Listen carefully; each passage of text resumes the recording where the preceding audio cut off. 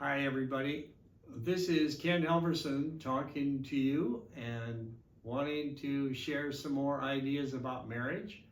It's been a while since I've talked with you, and I want to wish you warm greetings and blessings. Uh, and then I think about this, and I think, you know what?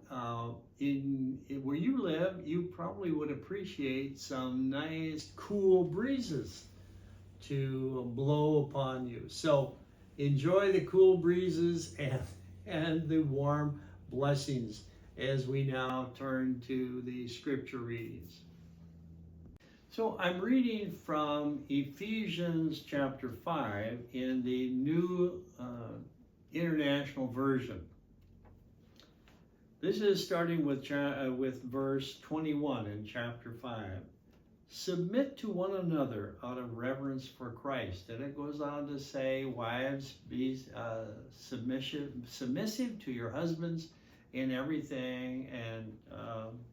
And then the part that I want you husbands to hear is, husbands, love your wife, just as Christ loved the church and gave himself up for her, to make her holy, cleansing her by the washing with water through the word, and to present her to himself as a radiant church without stain or wrinkle or any other blemish, but holy and blameless. What I read here is total respect, that Christ really respects the church. And I think Christ is, through Paul, Christ is saying, husbands, respect your wives. Treat them well. And we'll look at this a little more in detail. So husbands, what does that mean to you and me?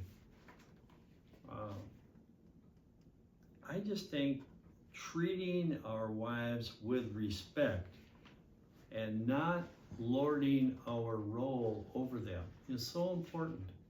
And I see that is a picture of Christ, who loves his church so much. I just don't see the Lord lording himself over the church. I see the Lord softly and gently protecting and nurturing and nourishing the church. And that's kind of how I picture husbands. It doesn't mean husbands need to be weak. I'm not saying that. But husbands need to be sensitive to their wives. If your wife is overburdened with duties, even church activities, childcare, housekeeping, you might want to consider arranging help. Be sensitive to her needs. A woman can do a lot and does a lot, but be sensitive to that. Make allowances for her failures. We all have failures. Make allowances for them. Be willing to forgive. Give her grace. One of the things that my wife treasures is that I make coffee for her every morning. You know, is it the coffee that she likes so much?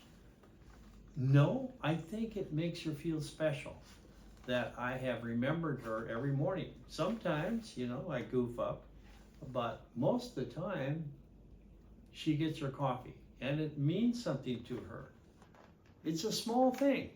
I think husbands sometimes think about big things. You know, I don't know if you give your wife flowers or if you give her candy or sweets or take her out. I don't know. But sometimes women really like the little things, like one flower brought home and presented to the wife may mean more than a whole bouquet of flowers. My wife tells me that she treasures her coffee in the morning. And I kind of laugh at that, kind of smile at that. But it's meaningful to her. So figure out what your wife would like. I just jotted some things down here. Maybe a telephone call during the day, and or a text letting her know that you're thinking about her, giving her a hug when you see her, letting her know that she is special. If there are problems in your relationship, seek help. Don't hold grudges and resentments to each other, against each other. Seek help if you need it. I'm sure help is available for you. Just to tell you a little story about, I was the assistant luncheon leader many years ago at a men's luncheon. And I was called about 11:30 in the morning. Ken, would you bring the message today? Thanks for the advance notice. The problem was that my wife and I had had a fight just that morning. I can't even remember what it was. No idea what the argument was. I knew that I had to call her up and apologize before I went to speak to the men. And so I called her up and asked for forgiveness, and she gave it. And then I rushed off to the luncheon where I told the guys about this very story. And I said, I knew I couldn't talk with you unless I squared things with my wife. And you know, after I gave that sharing, I noticed 2 or 3 guys get up and head for the telephone. And I'm only thinking that they called their wives to square things with them as well. So husbands, just to kind of summarize that, there was a footnote in that section of the Bible that I was reading, and it says, if the husband and wife become one flesh, then for the man to love his wife is to love one who has become part of himself. I thought, wow, that's pretty neat. That's pretty wise. So women, your role is a little bit different as I see it. Sorry about this, women, but we men are clueless much of the time. We don't get it. Women tell me in counseling, he should know what I want. He should know that I don't like that. Yes, I respond, I'm sure that's true, that we men should know these things, but so much of the time we are clueless. So here's my suggestion to women. Write out on a piece of paper the 3 things that you really want from your husband.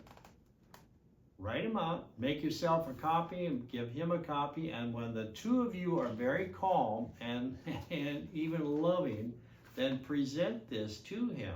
These 3 things that are the 3 most important things on your list.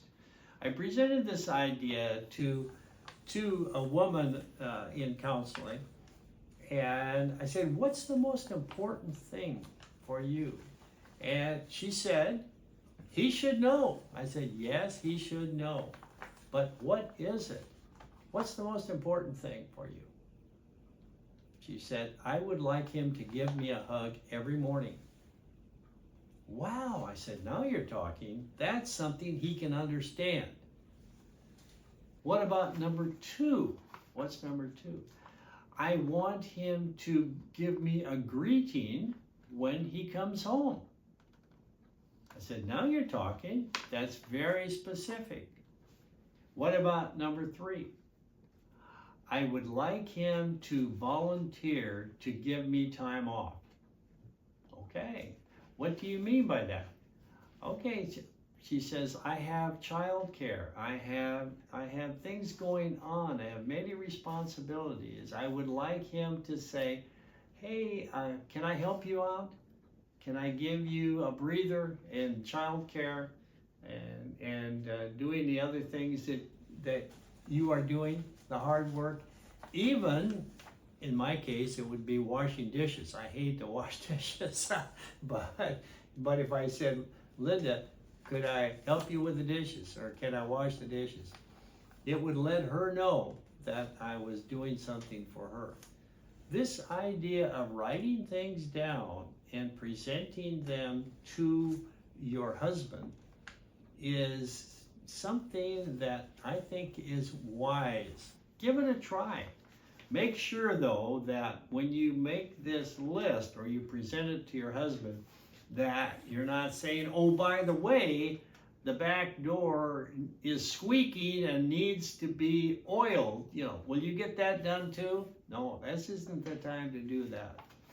So do the positive things that you'd like, and then save the others for another time that you have a conversation with it. So in conclusion, I'd just like to say, love each other. It's hard to have a honey. That's something one of our sons said when he was just 8 or 10 years old, apparently watching his parents. It's hard.